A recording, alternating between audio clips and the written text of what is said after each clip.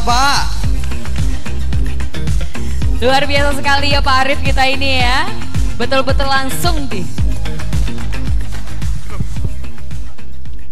Assalamualaikum warahmatullahi wabarakatuh. Salam, Om Swastiastu, Namo Buddhaya, salam kebajikan.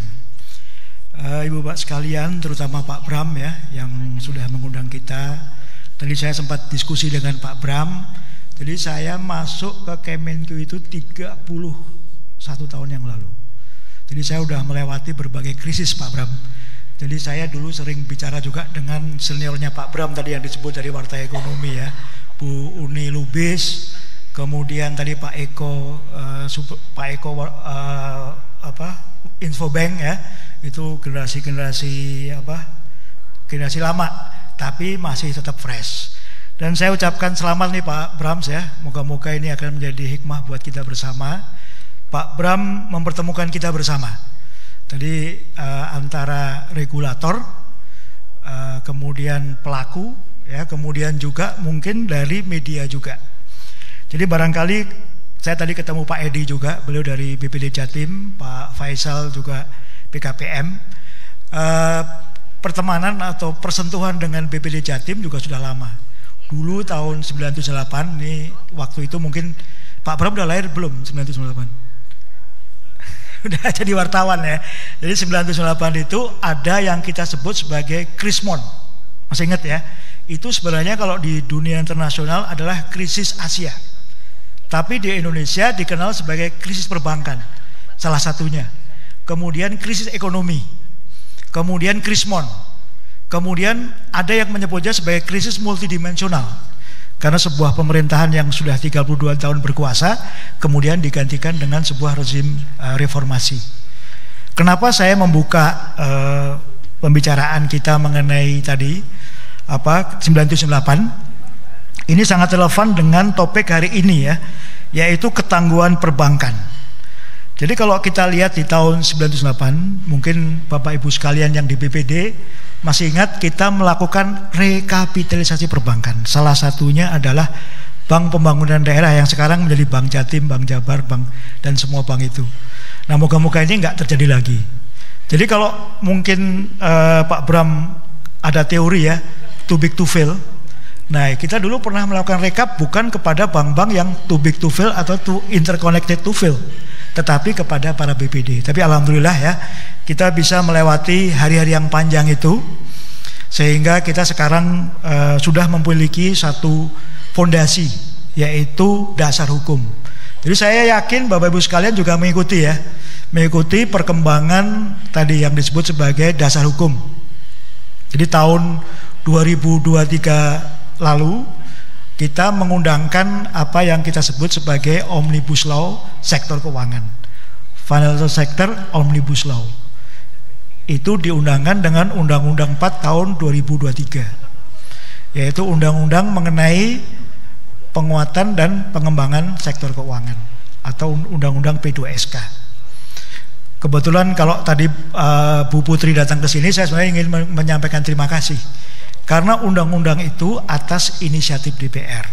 Jadi kalau Bapak Ibu sekalian masih ingat ya, terutama yang wartawan, betapa ramainya kita di tahun 98. Kemudian 2008 masih ingat ada yang namanya subprime mortgage atau krisis global, kita kena dampaknya juga. Dan kemarin kita menghadapi pandemi. Jadi kalau kita lihat krisis itu datangnya 10 tahun sekali. Memang nggak tepat-tepat benar ya. 98, kemudian 2008 dan kemarin 2019. Apa yang menjadi kita optimis menghadapi masa depan? Karena kita sudah mempunyai tadi undang-undang P2SK. Jadi undang-undang P2SK itu adalah undang-undang yang 30 tahun lebih kita rindukan. Jadi kalau Bapak Ibu sekalian yang sudah lama di sektor perbankan, Pak Edi barangkali ya, kita punya pengaturan perbankan itu tahun 92. Itu adalah reformasi keuangan kita yang pertama. Di tahun 92 itu kita punya Undang-Undang 7 tahun 92 mengenai perbankan. Saya hafal bukan karena menghafal, tapi karena ikut bikin undang-undangnya. Jadi Undang-Undang 7 tahun 92 ada Undang-Undang Dana Pensiun, ada Undang-Undang Usaha Perasuransian. Kemudian tahun 95 kita punya Undang-Undang Pasar Modal. Kemudian kita punya undang-undang mengenai OJK, undang-undang mengenai Bank Indonesia yang kita undangkan di tahun 99. Jadi kita memasuki rezim bank sentral yang independen. Jadi undang-undang 23 tahun 99 itu adalah fondasi kita menyusun satu bank sentral yang independen. Nah, dalam kurun waktu 30 tahun itu sebenarnya kita sudah berupaya untuk mengubah, mengamandemen berbagai undang-undang itu. Tetapi saat itu namanya proses legislasi itu kan lama. Mungkin kalau ada Mbak Putri, Bu Putri ya, sebenarnya ini kan dari bapaknya juga udah terlibat. Jadi bapaknya Bu Putri itu Komisi 11 juga. Sekarang Bu Putri di Komisi 11. Nah itu kita sudah 30 tahun yang lalu, Pak Bram ya, Pak Bram, Pak Arief, ini sama-sama Arief, tapi beda rezeki, beliau lebih bagus karena dia CEO ya. Jadi sudah 30 tahun lebih kita mengikhtiarkan perubahan peraturan perundang-undangan di sektor jasa keuangan. Saya sebut tadi perbankan, pasar modal. Kemudian kita muncul dengan OJK, Bank Indonesia. Di tahun 2004 kita mengundangkan juga perubahan Undang-Undang Bank Indonesia. Di situ ada konsepsi namanya Jaring Pengaman Sistem Keuangan, JPSK. JPSK itu kemudian diperkuat di Undang-Undang 9 tahun 2016. Ya, nggak perlu dihafal undang-undangnya Pak. Bukan nggak ada ujian ini, ya Pak Bram ya. Tapi tolong dilihat milestone-nya saja. Di Undang-Undang 9 2016 kita membentuk apa yang kita sebut sebagai Komite Stabilitas Sistem Keuangan. Jadi kalau zaman dulu yang namanya koordinasi itu sulit, dengan KSSK itu kemudian kita punya yang disebut sebagai Komite Stabilitas Sistem Keuangan. Apa kaitannya dengan Undang-Undang 4 2023 yang diundangkan tanggal 12 Januari? Jadi kalau Bapak Ibu ingat ya, Undang-Undang 4 2023 diundangkan 12 Januari. Kalau ada lagu Gigi itu kan 11 Januari. Jadi sehari setelah itu ya, kita mengundangkan Undang-Undang 4 tahun 2023. Jadi undang-undang itu tadi merupakan perubahan dari sekitar 17 undang-undang di sektor jasa keuangan. Undang-undang itu paling tidak punya dua hal, yaitu memperkuat lembaga regulator pengawas ya, otoritas meliputi OJK, Bank Indonesia, LPS dan juga negara, dalam hal ini diwakili oleh Kementerian Keuangan dan Menteri Keuangan sebagai koordinator Komite Stabilitas Sistem Keuangan, karena at the end of the day itu adalah uang nanti di ujungnya adalah negara juga ketika kita melakukan pencegahan dan penanganan krisis sistem keuangan. Jadi itu merupakan setting apa yang barangkali perlu kita juga lihat. Kemudian juga kita melihat bahwa ikhtiar lain, tadi Pak Bram juga menyinggung mengenai beberapa hal ya. Jadi Pak Bram, jadi kita sudah mengambil beberapa langkah strategis. Tadi yang untuk mendorong stabilitas sistem keuangan kita punya KSSK. Jadi kita yakin dengan KSSK itu kita akan menghadapi segala goncangan di masa yang akan datang. Kalau di tahun 1998 kita dulu perlu membentuk BPPN, tapi dengan undang-undang PKSK yang 9 2016 tadi dan undang-undang 4 2023 tadi, kita akan menggunakan LPS pada saat kita melakukan regulasi perbankan. Jadi nggak perlu lagi ada badan khusus atau yang dulu disebut BPPN. Nah kalau kita lihat ya bahwa kebijakan kita juga sudah menuju ke arah yang kita lakukan bersama, yaitu misalnya kebijakan fiskal. Kita juga ada pengendalian defisit tadi yang disebutkan tadi ya.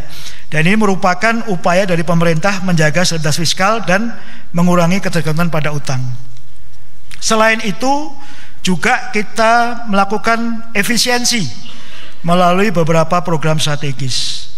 Ya, jadi kita memang pembangunan ini tidak hanya bertujuan untuk meningkatkan konektivitas antar daerah, tetapi juga mendorong investasi dan menciptakan lapangan kerja. Nanti mungkin Pak Faisal dari BKPM akan bisa memperdalam hal ini. Di sisi lain, tadi Bank Indonesia juga merupakan bagian dari Komite Stabilitas Sistem Keuangan, juga sudah memperlakukan policy mengenai mempertahankan suku bunga pada tingkat yang mendukung pertumbuhan ekonomi, sambil menjaga stabilitas nilai rupiah, nilai tukar rupiah. Dan ini kemudian kita lihat bersama bahwa pada akhir 2003 inflasi berada dalam kisaran target 3+1%, yakni sebesar 2,61% year on year. Selain itu, Bank Indonesia juga melakukan intervensi di pasar valuta asing. yang terukur guna tadi menjaga stabilitas nilai tukar. Di sisi lain, kita semua dengan dukungan dari Komisi 11 juga sudah melakukan reformasi perpajakan. Kita masih ingat mengenai program pengampunan pajak, perluasan basis pajak, kemudian pendapatan pajak kita tingkatkan dan digunakan ini semua untuk pembiayaan pembangunan. Reformasi ini juga bertujuan untuk menciptakan sistem perpajakan yang lebih adil dan efisien serta meningkatkan kepatuhan wajib pajak. Bapak Ibu sekalian, kembali kepada topik kita yaitu terkait dengan regulasi pengawasan sektor keuangan khususnya perbankan. OJK sebagai bagian dari Komite Stabilitas Keuangan juga telah mengeluarkan berbagai regulasi. Ini untuk meningkatkan ketahanan perbankan termasuk peningkatan modal minimum dan penerapan Basel III. Basel III ini adalah standar yang kita sudah akui bersama sebagai bagian dari keanggotaan kita di Basel Committee on Banking Supervision. Basel III ini kalau diimplementasikan diharapkan dapat meningkatkan ketahanan perbankan kita terhadap guncangan ekonomi dan memperkuat stabilitas sistem keuangan. Kalau kita cermati juga rasio NPL kita gross perbankan ya 2023 sebesar 2,19% dan April 2024 pasca berakhirnya restrukturisasi kredit COVID-19 oleh OJK tetap terjaga pada level rendah yaitu 2,33%. Ibu Bapak yang saya hormati, inisiatif-inisiatif tadi merupakan bagian dari upaya komprehensif baik pemerintah merupakan perwujudan negara dan otoritas dalam kerangka jaring pengaman sektor keuangan ya. Ini untuk juga menciptakan sistem perbankan yang lebih kuat, transparan dan berdaya saing tinggi di tengah berbagai tantangan ekonomi global. Tadi yang disebutkan Pak Bram ya, kita menghadapi ketidakpastian global termasuk kondisi geopolitik misalnya. Nah kemudian kalau kita lihat lagi ya, ini yang menggembirakan bahwa adopsi teknologi dan layanan perbankan juga telah tumbuh pesat. Kemudian kita juga mengenal adanya gerakan nasional non tunai yang diharapkan efektif dan menekan pertumbuhan uang kartal. Di tahun 2024, 20% dari penduduk Indonesia ditargetkan telah mengenal dan familiar terhadap transaksi non tunai tersebut. Selain itu, kita juga telah memperkuat inklusi keuangan melalui program-program seperti Laku Pandai dan Kredit Usaha Rakyat.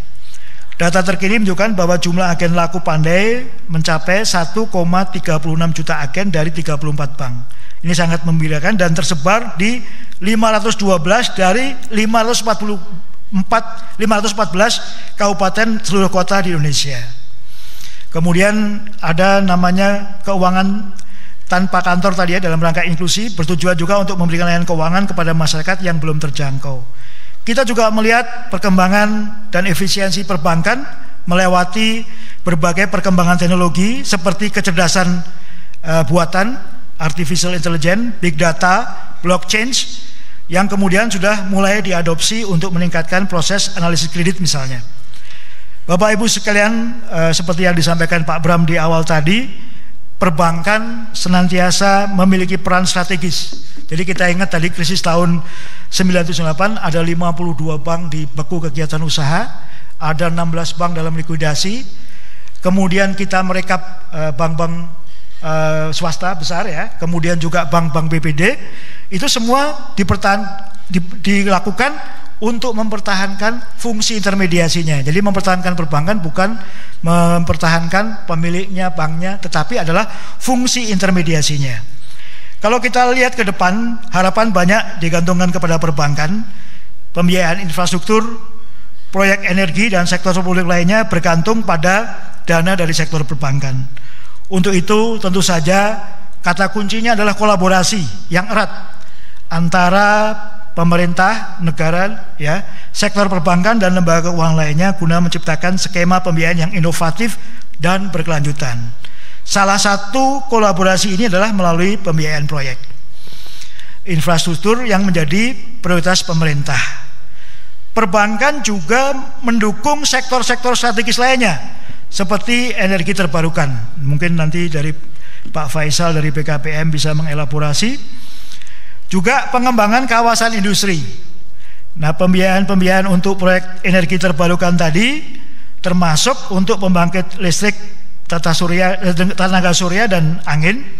Kemudian juga ada upaya global di mana Indonesia komit di dalamnya, yaitu mengurangi emisi karbon melalui bauran energi baru dan terbarukan atau EBT nasional yang di tahun 2025 kita harapkan sudah mencapai 23%. Di sisi lain, kita juga melihat bahwa perbankan mendorong UKM naik kelas. Usaha mikro, kecil dan menengah merupakan tulang punggung ekonomi nasional Indonesia. Resiliensi terhadap krisis sudah terbukti. Namun banyak UMKM yang masih menghadapi kesulitan dalam mengakses pembiayaan. Perbankan dalam hal ini perlu aktif dalam mendukung UMKM agar dapat naik kelas. Program-program pembiayaan yang inklusif dan terjangkau serta pendampingan dalam pengelolaan keuangan sangat diperlukan. Salah satu program yang sangat berpengaruh adalah KUR, ya, sebagaimana saya sebutkan tadi, kredit usaha rakyat. Pemerintah juga telah menetapkan suku bunga KUR yang rendah untuk meringankan beban UMKM dalam mengakses pembiayaan. Tahun 2023 lalu kita mencatat penyaluran KUR di seluruh Indonesia telah mencapai 260,26 triliun yang disalurkan kepada 4,60 juta debitur, terutama pada sektor-sektor perdagangan, pertanian, dan pengolahan. Program ini tidak hanya memberikan akses pembiayaan dan juga mendorong UMKM untuk meningkatkan kapasitas produksi dan daya saing di pasar mereka. Kemudian pembangunan teknologi digital juga akan menjadi kunci dalam mendukung UMKM.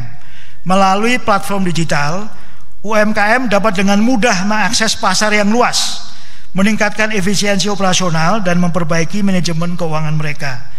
Beberapa bank bahkan telah meluncurkan aplikasi mobile banking khusus untuk UMKM. Kemudian satu aspek penting yaitu perbankan mendukung ekonomi hijau. Di era yang semakin menyadari pentingnya keberlanjutan, perbankan juga harus berperan dalam meningkatkan ekonomi hijau. Pemberian kredit untuk proyek-proyek ramah lingkungan seperti energi terbarukan dan pengelolaan limbah serta penerapan prinsip environmental, social, and governance dalam operasional perbankan adalah langkah penting yang harus kita ambil. Ini tidak hanya akan mendukung keberlanjutan lingkungan tetapi juga menciptakan peluang bisnis baru bagi sektor perbankan. Selain itu, beberapa bank di Indonesia juga telah mulai mengimplementasikan green banking, yaitu praktik perbankan yang berfokus pada keberlanjutan lingkungan. Green banking merupakan inisiatif penyaluran kredit hijau, investasi dalam proyek ramah lingkungan, dan penerapan operasional yang ramah lingkungan, seperti misalnya produk-produk green bonds dan green loans untuk membiayai program-program proyek-proyek yang berkontribusi pada pengurangan emisi karbon dan konservasi lingkungan. Saya harapkan forum-forum seperti ini dapat kita terus lanjutkan.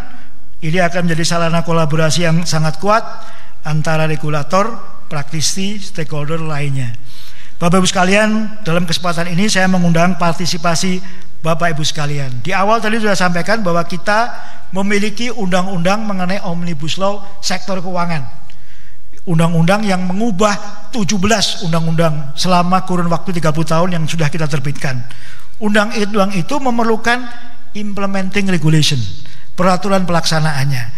Ada sekitar 375 peraturan pelaksanaan dari undang-undang itu, berupa 48 PP, kemudian ada 53 PBI, 221 per OJK, dan antara lain 28 peraturan LPS.